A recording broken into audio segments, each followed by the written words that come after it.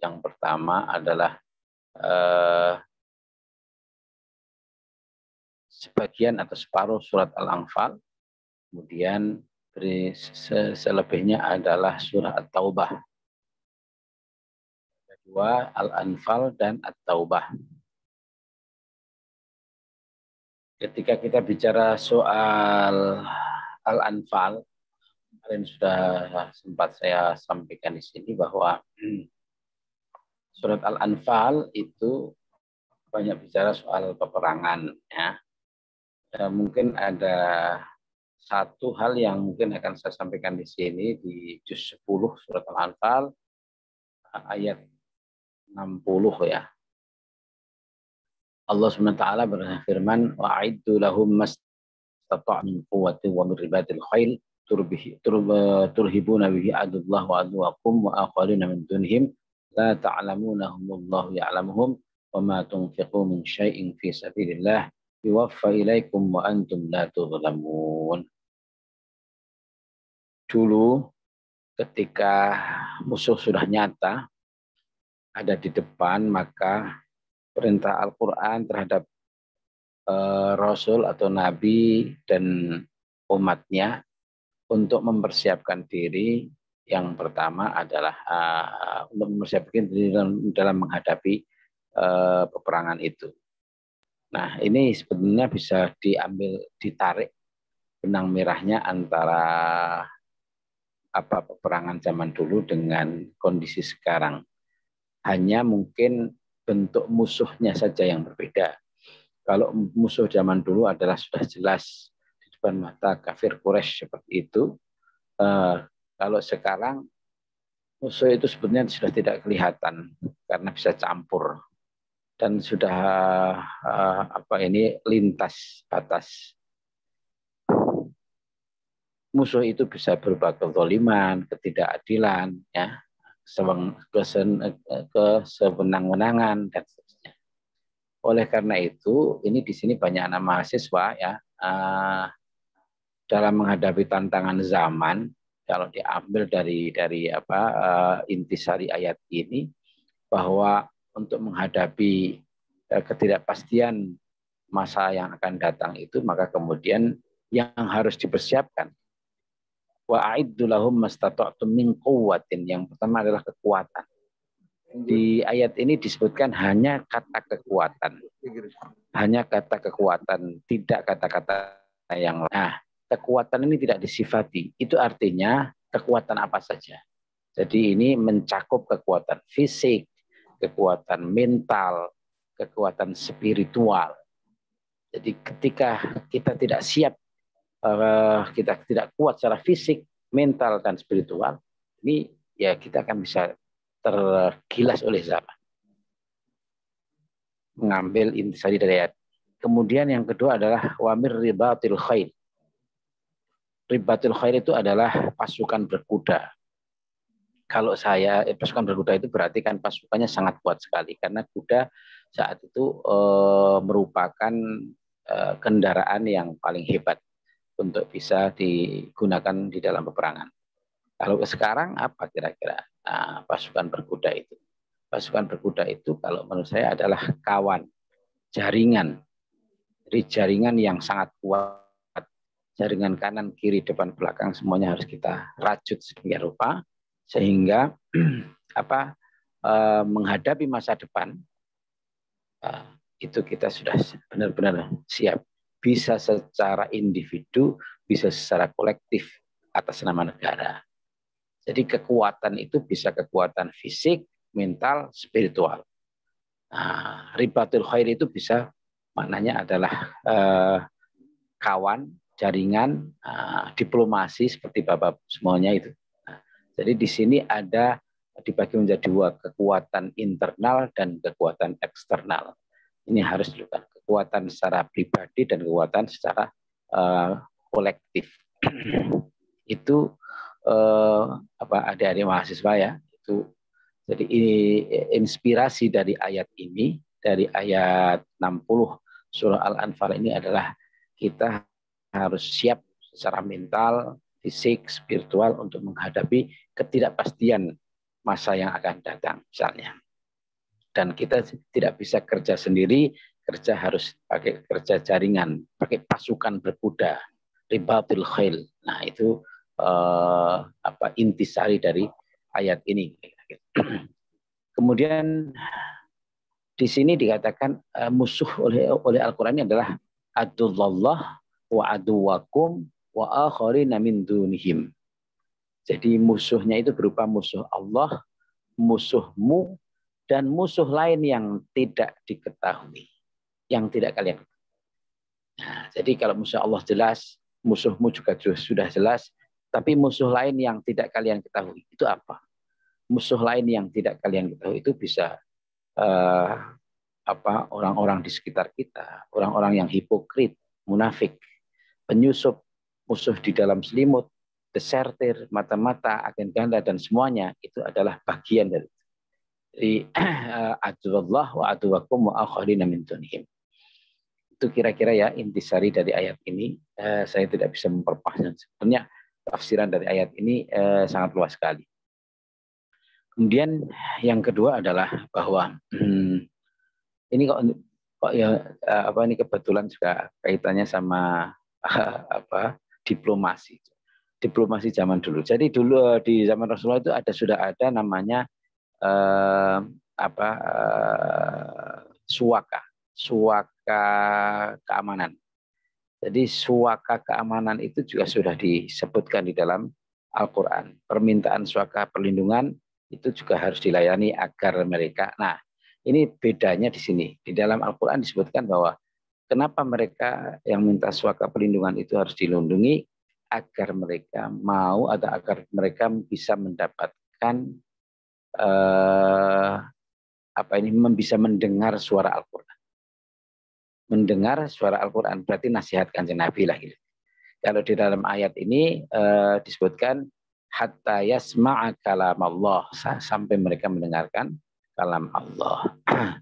Ya karena kebanyakan orang-orang itu adalah orang-orang umum, orang-orang awam yang tidak mengetahui apa-apa, misalnya soal politik dan seterusnya. Jadi suaka politik, suaka perlindungan itu dalam Al-Quran disebutkan. Wa in ahadum minal musyrikin astajaraka fa'ajirhu hatta yasma'a kalam Allah. Sekalipun itu bukan orang Islam, sekalipun itu adalah non-Muslim, sekalipun itu adalah orang musyrik.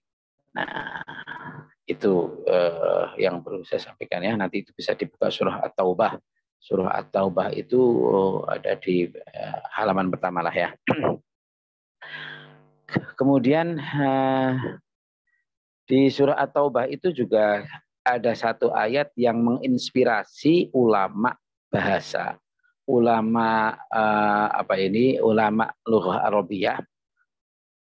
Munculnya struktur, munculnya ilmu bahasa Arab, nahwu, sorof itu ternyata diinspirasi oleh ayat Al-Quran di awal surat At-Taubah. Annallaha bari'um minal musyrikin annallaha bari'um minal musyrikin wa rasuluh. Jadi ketika ada seseorang yang membaca Al-Quran, kebetulan ini orang ajam. Jadi setelah masa sahabat itu kan Al-Quran itu Islam itu tersebar ke luar Jazirah Arab. Banyak orang yang bisa yang masuk Islam kemudian mau tidak mau kemudian belajar Al-Quran. Nah, ada yang membaca salah satu ayat Al-Quran itu bunyinya annallaha bari'um minal musyrikina, dia baca warasulih, bukan warasuluh tapi warasulih. Nah, ini akhirnya itu ketahuan sama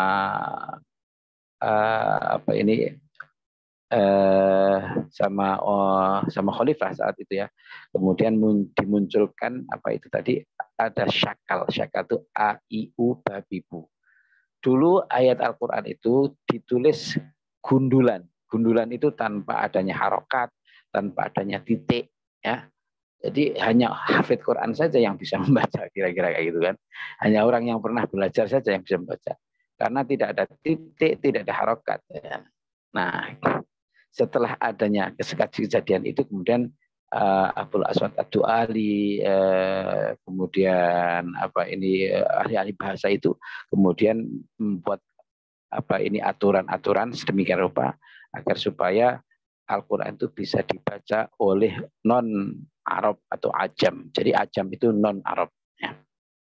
Itu terinspirasi oleh ayat Annallaha bari'um minal musyrikina wa rasuluh. Gitu. Kemudian masih ada lagi yang perlu saya sampaikan di surah At-Taubah. Itu ada di ayat 36. Bahwa hitungan bulan 12 bulan itu ternyata sudah ada di dalam Al-Quran. 12 bulan itu Allah desain dunia ini setiap tahun adalah 12 bulan. 12 bulan itu sudah diciptakan oleh Allah sejak langit dan bumi juga diciptakan. Langit dan bumi diciptakan ada 12 bulan. Nah, itu. Minha arba'atun hurum, yang 4 di antara 12 itu ada yang diharamkan. Maksudnya diharamkan di sini adalah haram bisa bermakna mulia, haram bisa bermakna haram. Haram apa? Haram melakukan peperangan. Yaitu Dzulqa'dah, Dzulhijjah, Muharram, dan Rajab. 3 berturut-turut, 1 terpisah. Ya, yang terpisah adalah Rajab. Kemudian 12 bulan. Ini menginspirasi kita sebetulnya 12 bulan. Oh, tapi tahunnya belum disebutkan. Jadi maka kemudian ada tahun Masehi, ada tahun Hijriah.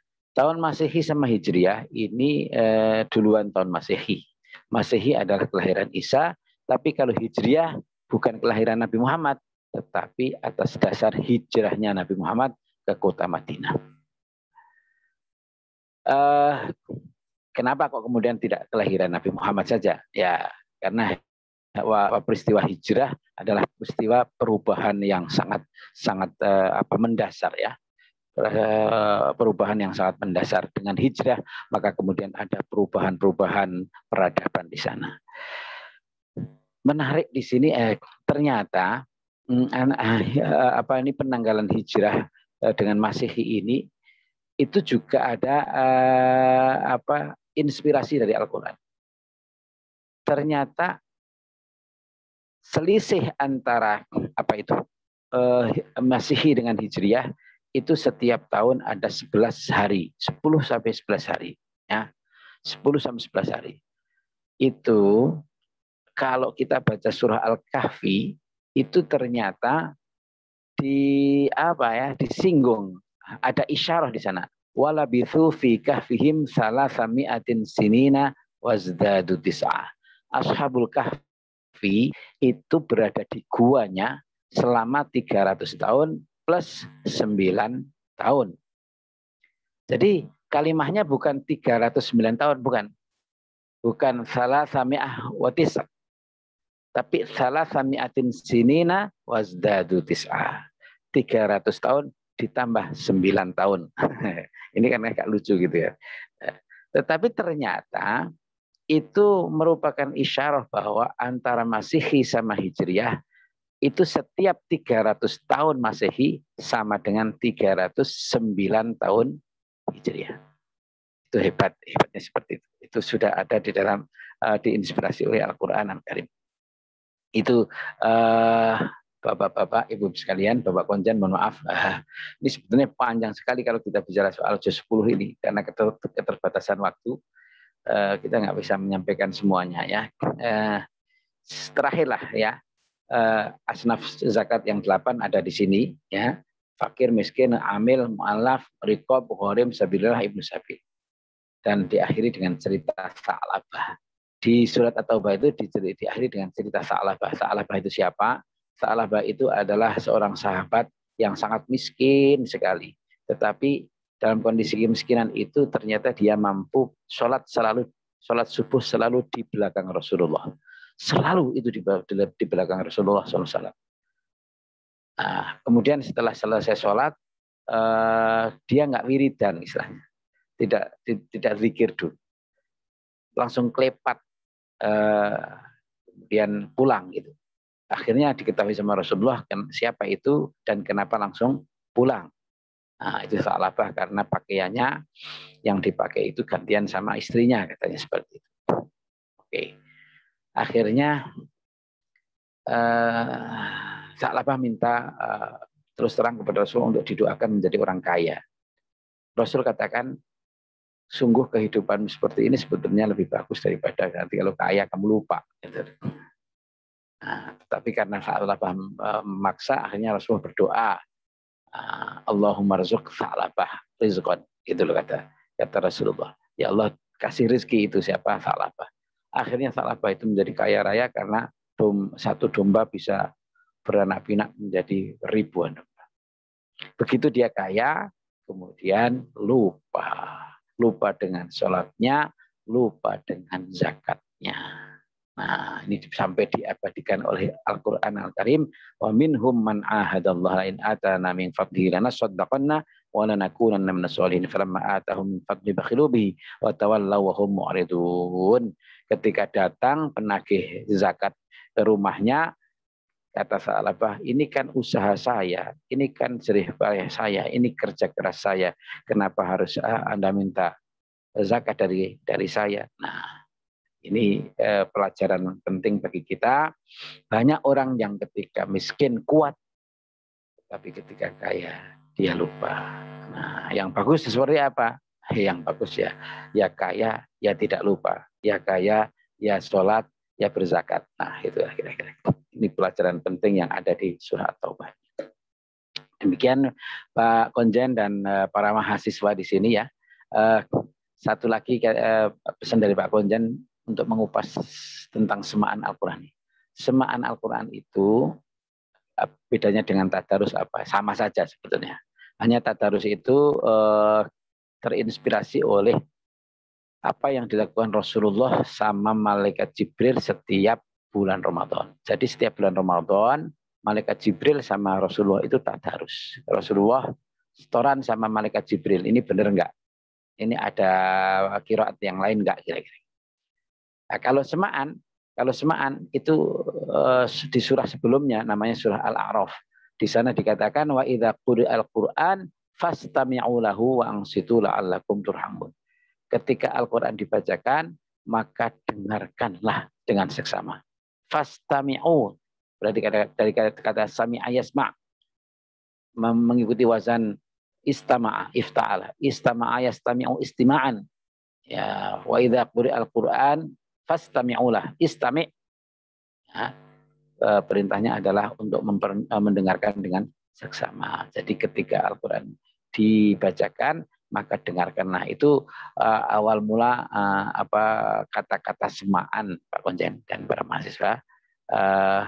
Semaan sama tadarus hakikatnya sama, yaitu sama-sama membaca Al-Quran dan diperdengarkan juga didengarkan. Begitu kira-kira. Nah, ini kalau di Jawa, di Indonesia sudah banyak sekali kelompok-kelompok masyarakat-masyarakat, ormas-ormas yang menjalankan semaan Al-Quran ini. Ya, dari sana, dari Banyuwangi sampai Banten sudah ada. Bahkan mungkin di luar Jawa juga sudah banyak. Itu namanya semaan Al-Quran, dari kata sima. Sima itu artinya mendengarkan. Itu juga perintah Al-Quran. Jadi ketika Al-Quran dibaca, maka dengarkanlah dengan seksama agar kalian mendapatkan kasih sayang dari Allah Subhanahu wa taala. Demikian Bapak-bapak Ibu sekalian, Bapak Konjen, para mahasiswa, mahasiswi yang perlu saya sampaikan, pesan-pesan singkat yang ada di surah Al-Anfal dan At-Taubah ini. Mari kita bersama-sama membaca dan mendengarkan Al-Quran juz 10. Silahkan yang sudah membawa mushaf atau mushaf digital, silahkan dibuka juz 10. Nah, kita bersama-sama membukanya dengan membaca Ummul Kitab Ridhoillah wa li syafaati Rasulillah. Al-Fatihah. A'udzu billahi minasy syaithanir rajim. Bismillahirrahmanirrahim. Alhamdulillahi rabbil alamin. Ar-Rahmanir-Rahim. Maliki yaumiddin. Iyyaka na'budu wa iyyaka nasta'in. اهدنا الصراط المستقيم صراط الذين أنعمت عليهم غير المغضوب عليهم ولا الضالين آمين. أعوذ بالله من الشيطان الرجيم. واعلموا أنما غنمتم من شيء فأن لله خمسه وللرسول ولذي القربى واليتامى والمساكين وابن السبيل إن كنتم آمنتم بالله وما أنزلنا على عبدنا يوم الفرقان يوم التقى الجمعان والله على كل شيء قدير. إذ أنتم بالعدوة الدنيا وهم بالعدوة القصوى والركب أسفل منكم ولو تواعدتم لاختلفتم في الميعاد ولكن ليقضي الله أمرا كان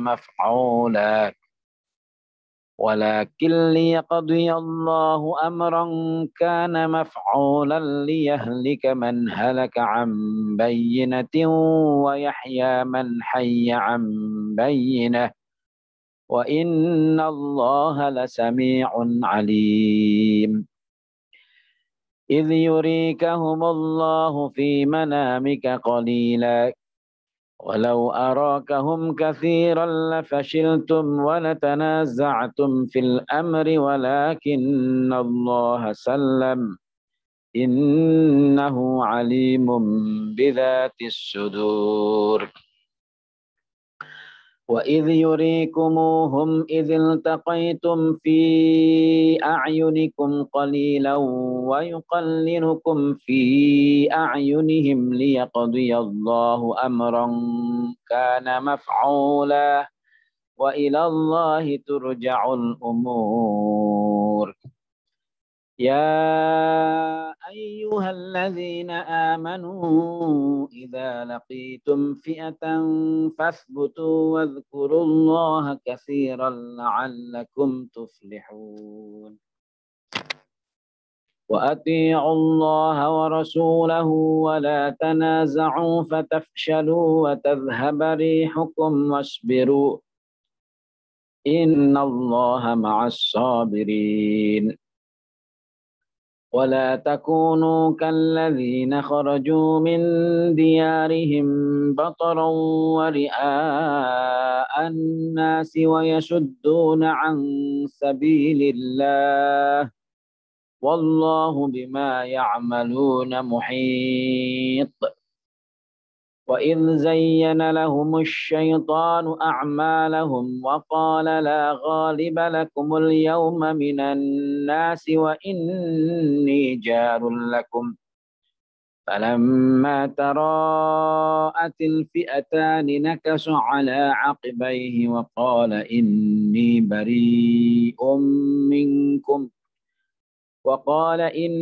بريء منكم إني أرى ما لا ترون إني أخاف الله والله شديد العقاب. إذ يقول المنافقون والذين في قلوبهم مرض غر هؤلاء دينهم ومن يتوكل على الله فإن الله عزيز حكيم. ولو ترى إذ يتوفى الذين كفروا الملائكة يضربون وجوههم وأدبارهم وذوقوا عذاب الحريق ذلك بما قدمت أيديكم وأن الله ليس بظلام للعبيد. كدأب آل فرعون والذين من قبلهم كفروا بآيات الله فأخذهم الله بذنوبهم إن الله قوي شديد العقاب ذلك بأن الله لم يك مغيرا نعمة أنعمها على قوم حتى يغيروا ما بأنفسهم وأن الله سميع عليم كدأب آل فرعون والذين من قبلهم كذبوا بآيات ربهم فأهلكناهم بذنوبهم وأغرقنا آل فرعون وكل كانوا ظالمين إن شر الدواب عند الله الذين كفروا فهم لا يؤمنون الذين عاهدت منهم ثم ينقضون عهدهم في كل مرة وهم لا يتقون فإما تثقفنهم في الحرب فشرد بهم من خلفهم لعلهم يذكرون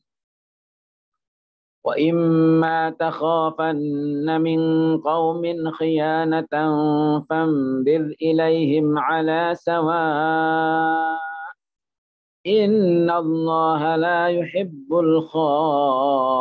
الخائنين ولا يحسبن الذين كفروا سبقوا إنهم لا يعجزون وأعدوا لهم ما استطعتم من قوة ومن رباط الخيل ترهبون به عدو الله وعدوكم وآخرين من دونهم لا تعلمونهم الله يعلمهم وما تنفقوا من شيء في سبيل الله يوفى إليكم وأنتم لا تظلمون وإن جنحوا للسلم فاجنح لها وتوكل على الله إنه هو السميع العليم وإن يريدوا أن يخدعوك فإن حسبك الله هو الذي أيدك بنصره وبالمؤمنين وألف بين قلوبهم لو أنفقت ما في الأرض جميعا ما ألفت بين قلوبهم ولكن الله ألف بينهم إنه عزيز حكيم يا أيها النبي حسبك الله ومن اتبعك من المؤمنين يا أيها النبي حرض المؤمنين على القتال إن يكن منكم 20 صابرون يغلبوا 200 وإن يكن منكم 100 يغلبوا 1000 من الذين كفروا بأنهم قوم لا يفقهون الآن خفف الله عنكم وعلم أن فيكم ضعفا فإن يكن منكم 100 صابرة يغلبوا 200 وإن يكن منكم 1000 يغلبوا 2000 بإذن الله والله مع الصابرين ما كان لنبي أن يكون له أسرى حتى يثخن في الأرض تريدون عرض الدنيا والله يريد الآخرة والله عزيز حكيم لولا كتاب من الله سبق لمسكم فيما أخذتم عذاب عظيم فكلوا مما غنمتم حلالا طيبا واتقوا الله إن الله غفور رحيم. يا أيها النبي قل لمن في أيديكم من الأسرى إن يعلم الله في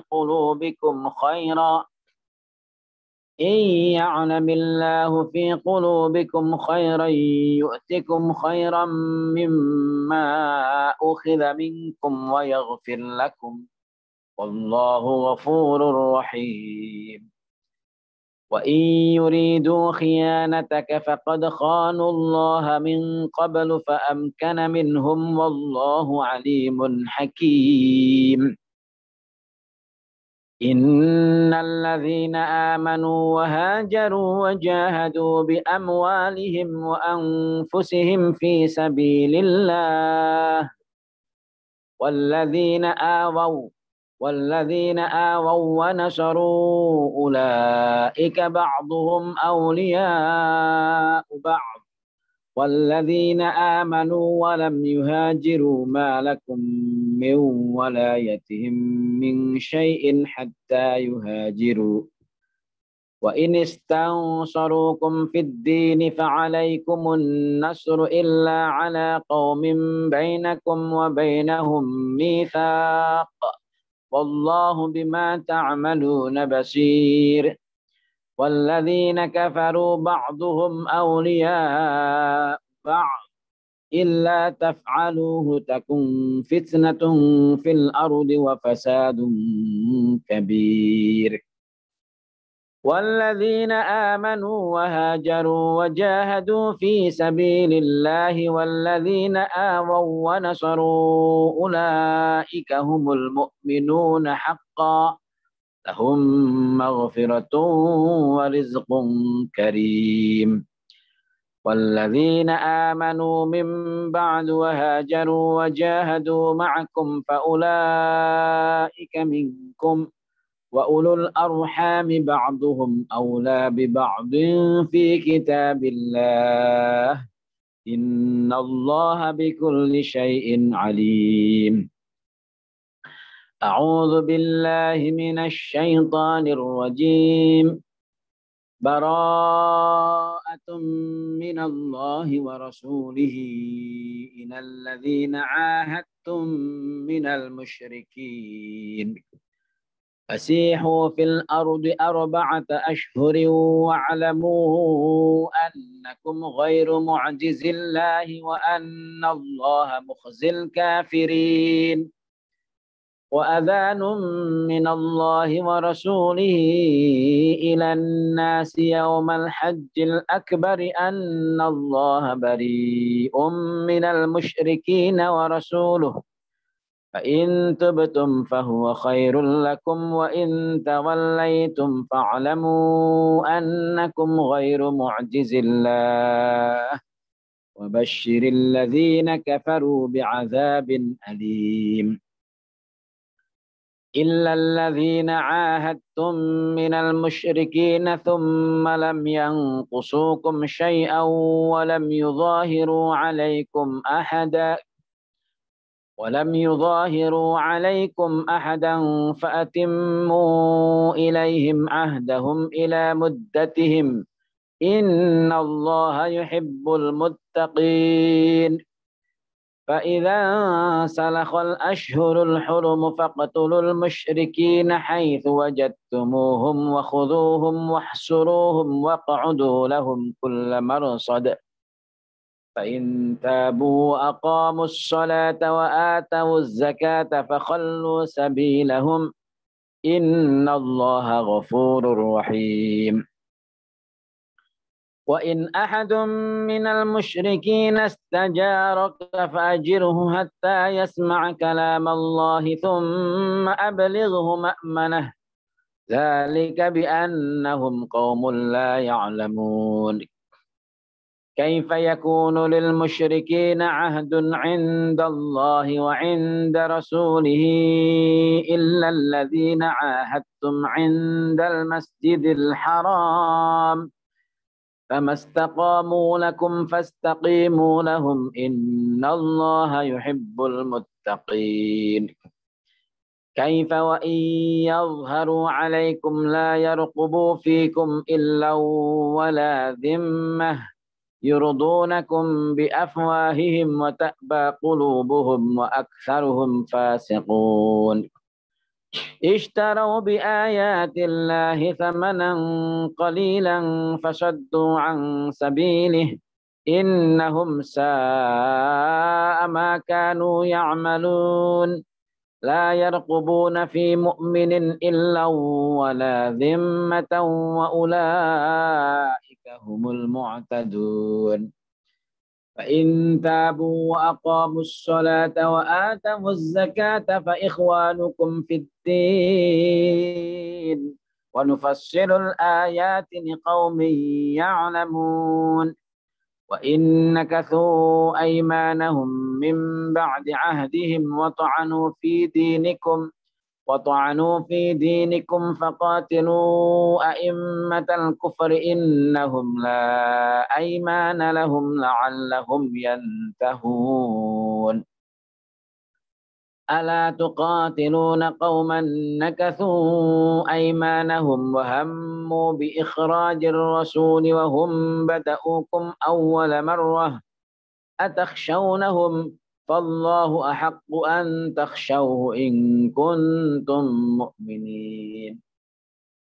قاتلوهم يعذبهم الله بأيديكم ويخزهم وينصركم عليهم ويشف صدور قوم مؤمنين ويذهب غيظ قلوبهم ويتوب الله على من يشاء والله عليم حكيم. أم حسبتم أن تتركوا ولما يعلم الله الذين جاهدوا منكم ولم يتخذوا من دون الله ولا رسوله ولا المؤمنين وليجة والله خبير بما تعملون. ما كان للمشركين أن يعمروا مساجد الله شاهدين على أنفسهم بالكفر أولئك حبطت أعمالهم وفي النار هم خالدون. إنما يعمر مساجد الله من آمن بالله واليوم الآخر وأقام الصلاة وآتى الزكاة ولم يخش إلا الله فعسى أولئك أن يكونوا من المهتدين. أجعلتم سقاية الحاج وعمارة المسجد الحرام كمن آمن بالله واليوم الآخر وجاهد في سبيل الله لا يستوون عند الله والله لا يهدي القوم الظالمين. الذين آمنوا وهاجروا وجاهدوا في سبيل الله بأموالهم وأنفسهم أعظم درجة عند الله وأولئك هم الفائزون. يبشرهم ربهم برحمة منه ورضوان وجنات لهم فيها نعيم مقيم خالدين فيها أبدا إن الله عنده أجر عظيم. يا أيها الذين آمنوا لا تتخذوا آباءكم وإخوانكم أولياء إن استحبوا الكفر على الإيمان ومن يتولهم منكم فأولئك هم الظالمون. قل إن كان آباؤكم وأبناؤكم وإخوانكم وأزواجكم وعشيرتكم وأموال اقترفتموها وتجارة تخشون كسادها ومساكن ترضونها ومساكن ترضونها أحب إليكم من الله ورسوله وجهاد في سبيله فتربصوا حتى يأتي الله بأمره والله لا يهدي القوم الفاسقين. لقد نصركم الله في مواطن كثيرة ويوم حنين إذ أعجبتكم كثرتكم فلم تغن عنكم شيئا وضاقت عليكم الأرض بما رحبت ثم وليتم مدبرين. ثم أنزل الله سكينته على رسوله وعلى المؤمنين وأنزل جنودا لم تروها وعذب الذين كفروا وذلك جزاء الكافرين. ثم يتوب الله من بعد ذلك على من يشاء والله غفور رحيم. يا أيها الذين آمنوا إنما المشركون نجس فلا يقربوا المسجد الحرام بعد عامهم هذا وإن خفتم عيلة فسوف يغنيكم الله من فضله إن شاء إن الله عليم حكيم. قاتلوا الذين لا يؤمنون بالله ولا باليوم الآخر ولا يحرمون ما حرم الله ورسوله ولا يدينون دين الحق من الذين أوتوا الكتاب حتى يعطوا الجزية عن يد وهم صاغرون. وقالت اليهود عزير ابن الله وقالت النصارى المسيح ابن الله ذلك قولهم بأفواههم يضاهئون قول الذين كفروا من قبل قاتلهم الله أنى يؤفكون. اتخذوا أحبارهم ورهبانهم أربابا من دون الله والمسيح ابن مريم وما أمروا إلا ليعبدوا إلها واحدا لا إله إلا هو سبحانه عما يشركون. يريدون أن يطفئوا نور الله بأفواههم ويأبى الله إلا أن يتم نوره ولو كره الكافرون. هو الذي أرسل رسوله بالهدى ودين الحق ليظهره على الدين كله ولو كره المشركون. يا أيها الذين آمنوا إن كثيرا من الأحبار والرهبان ليأكلون أموال الناس بالباطل ويصدون عن سبيل الله والذين يكنزون الذهب والفضة ولا ينفقونها في سبيل الله فبشرهم بعذاب أليم. يوم يحمى عليها في نار جهنم فتكوى بها جباههم وجنوبهم وظهورهم هذا ما كنزتم لأنفسكم فذوقوا ما كنتم تكنزون. إن عدة الشهور عند الله 12 شهرا في كتاب الله يوم خلق السماوات والأرض منها 4 حرم ذلك الدين القيم فلا تظلموا فيهن أنفسكم وقاتلوا المشركين كافة كما يقاتلونكم كافة واعلموا أن الله مع المتقين.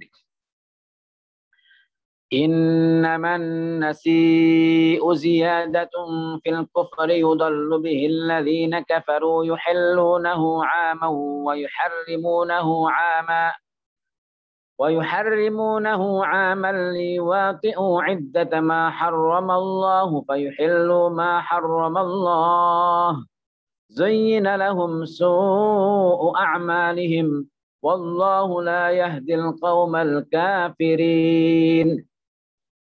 يا أيها الذين آمنوا ما لكم إذا قيل لكم انفروا في سبيل الله اثاقلتم إلى الأرض أرضيتم بالحياة الدنيا من الآخرة فما متاع الحياة الدنيا في الآخرة إلا قليل. إلا تنفروا يعذبكم عذابا أليما ويستبدل قوما غيركم ولا تضروه شيئا والله على كل شيء قدير. إلا تنصروه فقد نصره الله إذ أخرجه الذين كفروا ثاني اثنين إذ هما في الغار إذ يقول لصاحبه لا تحزن إن الله معنا فأنزل الله سكينته عليه وأيده بجنود لم تروها وجعل كلمة الذين كفروا السفلى وكلمة الله هي العليا والله عزيز حكيم. انفروا خفافا وثقالا وجاهدوا بأموالكم وأنفسكم في سبيل الله ذلكم خير لكم إن كنتم تعلمون. لو كان عرضا قريبا وسفرا قاصدا لاتبعوك ولكن بعدت عليهم الشقة وسيحلفون بالله لو استطعنا لخرجنا معكم يهلكون أنفسهم والله يعلم إنهم لكاذبون. عفى الله عنك لم أذنت لهم حتى يتبين لك الذين صدقوا وتعلم الكاذبين. لا يستأذنك الذين يؤمنون بالله واليوم الآخر أن يجاهدوا بأموالهم وأنفسهم والله عليم بالمتقين. إنما يستأذنك الذين لا يؤمنون بالله واليوم الآخر وارتابت قلوبهم فهم في ريبهم يترددون. ولو أرادوا الخروج لأعدوا له عدة ولكن كره الله بعاثهم فثبتهم وقيل اقعدوا مع القاعدين. لو خرجوا فيكم ما زادوكم إلا خبالا ولأوضعوا خلالكم يبغونكم الفتنة وفيكم سماعون لهم والله عليم بالظالمين. لقد ابتغوا الفتنة من قبل وقلبوا لك الأمور حتى جاء الحق وظهر أمر الله وهم كارهون. ومنهم من يقول ائذن لي ولا تفتني ألا في الفتنة سقطوا وإن جهنم لمحيطة بالكافرين. إن تصبك حسنة تسؤهم وإن تصبك مصيبة يقولوا قد أخذنا أمرنا من قبل ويتولوا وهم فرحون. قل لن يصيبنا إلا ما كتب الله لنا هو مولانا وعلى الله فليتوكل المؤمنون. قل هل تربصون بنا إلا إحدى الحسنيين ونحن نتربص بكم أن يصيبكم الله بعذاب من عنده أو بأيدينا فتربصوا إنا معكم متربصون. قل أنفقوا طوعا أو كرها لن يتقبل منكم إنكم كنتم قوما فاسقين. وما منعهم أن تقبل منهم نفقاتهم إلا أنهم كفروا بالله وبرسوله ولا يأتون الصلاة إلا وهم كسالى إلا وهم كسالى ولا ينفقون إلا وهم كارهون فلا تعجبك أموالهم ولا أولادهم إنما يريد الله ليعذبهم بها في الحياة الدنيا وتزهق أنفسهم وهم كافرون ويحلفون بالله إنهم لمنكم وما هم منكم ولكنهم قوم يفرقون لو يجدون ملجأ أو مغارات أو مدخلا لولوا إليه وهم يجمحون ومنهم من يلمزك في الصدقات فإن أعطوا منها رضوا وإن لم يعطوا منها إذا هم يسخطون ولو أنهم رضوا ما آتاهم الله ورسوله وقالوا حسبنا الله سيؤتينا الله من فضله ورسوله إنا إلى الله راغبون إنما الصدقات للفقراء والمساكين والعاملين عليها والمؤلفة قلوبهم وفي الرقاب والغارمين وفي سبيل الله وابن السبيل فريضة من الله والله عليم حكيم ومنهم الذين يؤذون النبي ويقولون هو أذن قل أذن خير لكم يؤمن بالله ويؤمن للمؤمنين ورحمة للذين آمنوا منكم والذين يؤذون رسول الله لهم عذاب أليم يحلفون بالله لكم ليرضوكم والله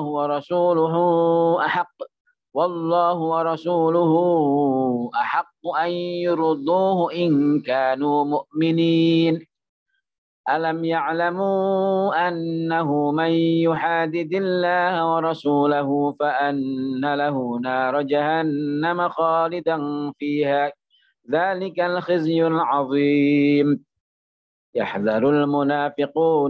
يحذر المنافقون أن تنزل عليهم سورة تنبئهم بما في قلوبهم قل استهزئوا إن الله مخرج ما تحذرون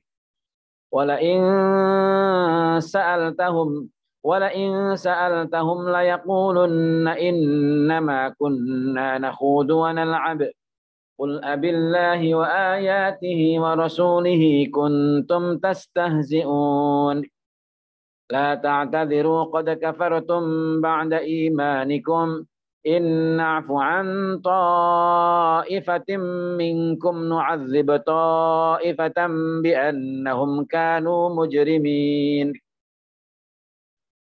المنافقون والمنافقات بعضهم من بعض يأمرون بالمنكر وينهون عن المعروف ويقبضون أيديهم نسوا الله فنسيهم إن المنافقين هم الفاسقون وعد الله المنافقين والمنافقات والكفار نار جهنم خالدين فيها هي حسبهم ولعنهم الله ولهم عذاب مقيم كالذين من قبلكم كانوا أشد منكم قوة وأكثر أموالا وأولادا فاستمتعوا بخلاقهم فاستمتعتم بخلاقكم كما استمتع الذين من قبلكم بخلاقهم وخذتم كالذي خاضوا أولئك حبطت أعمالهم في الدنيا والآخرة وأولئك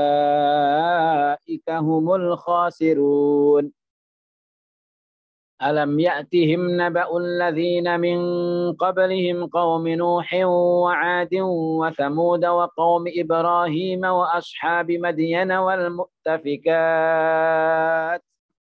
أتتهم رسلهم بالبينات فما كان الله ليظلمهم ولكن كانوا أنفسهم يظلمون والمؤمنون والمؤمنات بعضهم أولياء بعض يأمرون بالمعروف وينهون عن المنكر ويقيمون الصلاة ويؤتون الزكاة ويطيعون الله ورسوله أولئك سيرحمهم الله إن الله عزيز حكيم. وعد الله المؤمنين والمؤمنات جنات تجري من تحتها الأنهار خالدين فيها ومساكن طيبة في جنات عدن ورضوان من الله أكبر ذلك هو الفوز العظيم. يا أيها النبي جاهد الكفار والمنافقين واغلظ عليهم ومأواهم جهنم وبئس المصير. يحلفون بالله ما قالوا ولقد قالوا كلمة الكفر وكفروا بعد إسلامهم وهموا بما لم ينالوا وما نقموا إلا أن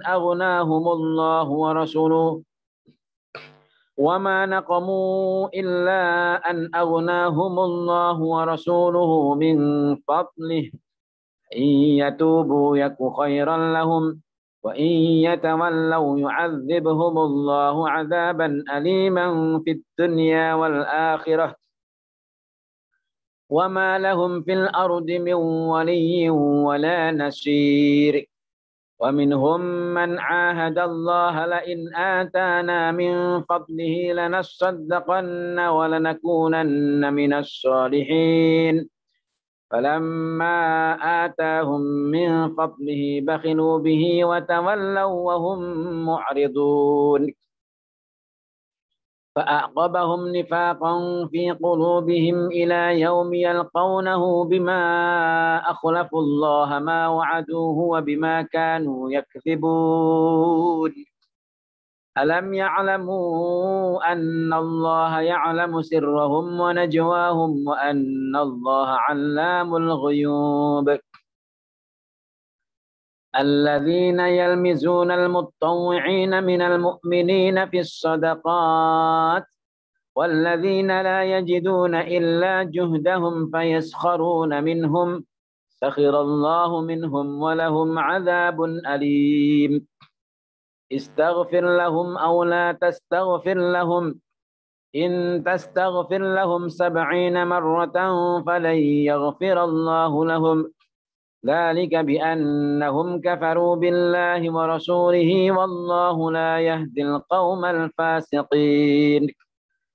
فرح المخلفون بمقعدهم خلاف رسول الله وكرهوا أن يجاهدوا بأموالهم وأنفسهم في سبيل الله وقالوا لا تنفروا في الحر قل نار جهنم أشد حرا لو كانوا يفقهون. فليضحكوا قليلا وليبكوا كثيرا جزاء بما كانوا يكسبون. فإن رجعك الله إلى طائفة منهم فاستأذنوك للخروج فقل لن تخرجوا معي أبدا ولن تقاتلوا معي عدوا إنكم رضيتم بالقعود أول مرة فاقعدوا مع الخالفين. ولا تصل على أحد منهم مات أبدا ولا تقم على قبره إنهم كفروا بالله ورسوله وماتوا وهم فاسقون. ولا تعجبك أموالهم وأولادهم إنما يريد الله أن يعذبهم بها في الدنيا وتزهق أنفسهم وهم كافرون. وإذا أنزلت سورة أن آمنوا بالله وجاهدوا مع رسوله استأذنك أولو الطول منهم وقالوا ذرنا نكن مع القاعدين. رضوا بأن يكونوا مع الخوالف وطبع على قلوبهم فهم لا يفقهون لكن الرسول والذين آمنوا معه جاهدوا بأموالهم وأنفسهم وأولئك لهم الخيرات وأولئك هم المفلحون أعد الله لهم جنات تجري من تحتها الأنهار خالدين فيها ذلك الفوز العظيم وجاء المعذرون من الأعراب ليؤذن لهم وقعد الذين كذبوا الله ورسوله سيصيب الذين كفروا منهم عذاب أليم ليس على الضعفاء ولا على المرضى ولا على الذين لا يجدون ما ينفقون حرج إذا نصحوا لله ورسوله ما على المحسنين من سبيل والله غفور رحيم ولا على الذين إذا ما أتوك لتحملهم قلت لا أجد ما أحملكم عليه تولوا وأعينهم تفيض من الدمع حزنا ألا يجدوا ما ينفقون إنما السبيل على الذين يستأذنونك وهم أغنياء رضوا بأن يكونوا مع الخوالف وطبع الله على قلوبهم فهم لا يعلمون صدق الله العظيم الفاتحة أعوذ بالله من الشيطان الرجيم بسم الله الرحمن الرحيم الحمد لله رب العالمين الرحمن الرحيم مالك يوم الدين إياك نعبد وإياك نستعين اهدنا الصراط المستقيم صراط الذين أنعمت عليهم غير المغضوب عليهم ولا الضالين آمين اللهم ارحمنا بالقرآن واجعله لنا إماما ونورا وهدى ورحمة اللهم ذكرنا منه ما نسينا وعلمنا منه ما جاهلنا وارزقنا تلاوته آناء الليل وأطراف النهار واجعله لنا حجة يا رب العالمين. Taqabbal Allah minna wa minkum taqabbal ya karim. Demikian kultum dan semaan Al-Quran juz 10 sudah bisa kita laksanakan bersama-sama. Semoga tadarus kita, semaan Al-Quran kita diterima oleh Allah Subhanahu wa taala. Semoga Al-Quran senantiasa bisa membimbing kita dalam kehidupan dunia ini untuk mendapatkan kebahagiaan dunia dan akhirat. Amin ya rabbal alamin. Kurang lebihnya mohon maaf. Wal afu minkum wallahul muwaffiq ila aqwamit thoriq. Wassalamualaikum warahmatullahi wabarakatuh. Saya kembalikan kepada Mas Bayu. Terima kasih Pak Ustadz Jasim Hamidi atas semaannya pada malam hari ini. Alhamdulillah kita telah menyelesaikan juz ke-10. Insya Allah besok malam kita akan melanjutkan ke juz 11 yaitu surat At-Taubah sampai dengan surat Al-Hud. Sebelum ditutup mungkin Pak Konjen berkenan menyampaikan sepatah dua patah kata kepada Pak Konjen, kami persilahkan. Ya, terima kasih. Mas Bayu bisa dengar suara saya? Dengar Pak, dengar. Oke ya. Ya, terima kasih Bapak Jasim Hamidi, Pak Ustadz, Pak Nasihun, Zahroni ini luar biasa di mobil masih tetap mengikuti acara Semaan Al-Quran kita. Dan ini sebagai perkenalannya, Pak Jazim Hamidi ini pengurus di PPISNU di pengurus pusat. Pak Nasiun Syahron ini Katib NU Depok.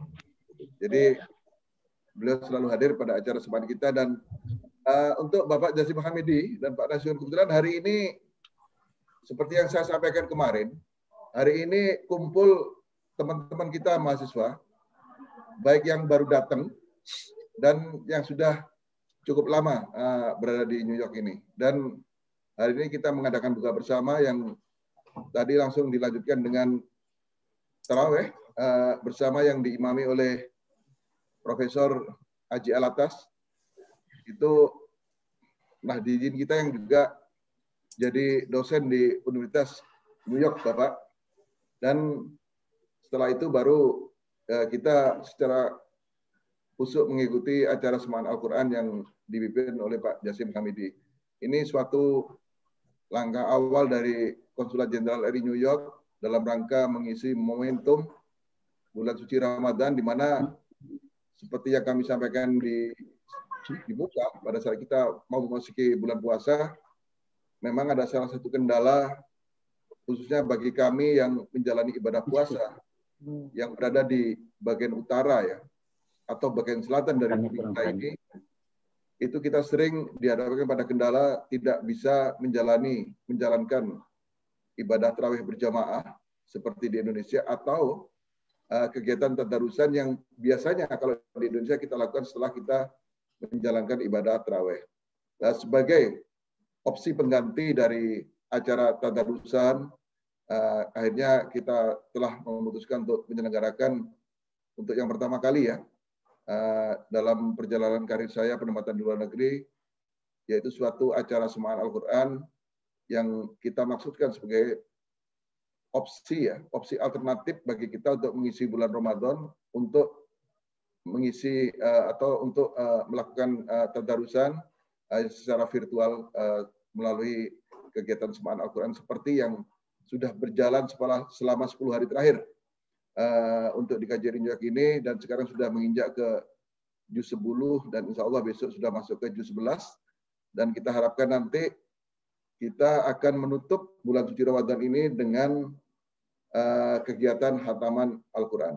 Dan ini salah satu tujuan utama dari Semaan Al-Quran ini. Jadi mudah-mudahan juga dengan kegiatan Semaan ini mungkin untuk kalangan teman-teman kita mahasiswa, mungkin ada sedikit awam ya, tadi sudah Pak Jazim Hamidi sudah menyampaikan tadi apa itu makna dari Semaan Al-Quran, apa perbedaannya dengan tadarusan yang tadi sudah dijelaskan, itu tidak ada perbedaan, memiliki justru itu sebetulnya sama dengan tadarusan. Dan jadi kalau nanti ada mendengar kata Semaan lagi, sudah intinya sudah tidak asing lagi lah untuk teman-teman semua. Ya semacam ini Semaan Al-Quran itu. Saya rasa itu Bapak Jazim Hamidi dan Bapak Nasiun ya. Apa yang bisa kita kenalkan di sini, dan mudah-mudahan besok kita insya Allah bisa ketemu lagi di acara Semaan Al-Quran untuk berikutnya. Untuk yang masuk juz 11. Terima kasih, waktu saya kembalikan ke Mas Bayu. Ya, terima kasih Pak Konjen, Pak Ustadz Jazim Hamidi. Demikian kita telah menyelesaikan juz ke-10 pada malam hari ini. Sampai jumpa kembali di program yang sama besok malam pada pukul 10 malam. Terima kasih, kami undur diri. Wassalamualaikum warahmatullahi wabarakatuh. Waalaikumsalam. Ya, salam. Waalaikumsalam. Salam sehat untuk Bapak Jazim Hamidi, untuk Bapak Nasiun. Salam hormat kami dari Scottsdale, New York, Bapak. Ya. Salam sehat. Pak. Ya. Ya. Salam Pak Jazim untuk Mas Ali Maskor ya. Salam hormatnya. Salam Pak Sekum. Assalamualaikum. Sami-sami. Assalamualaikum. Waalaikumsalam. Ya, nanti izin.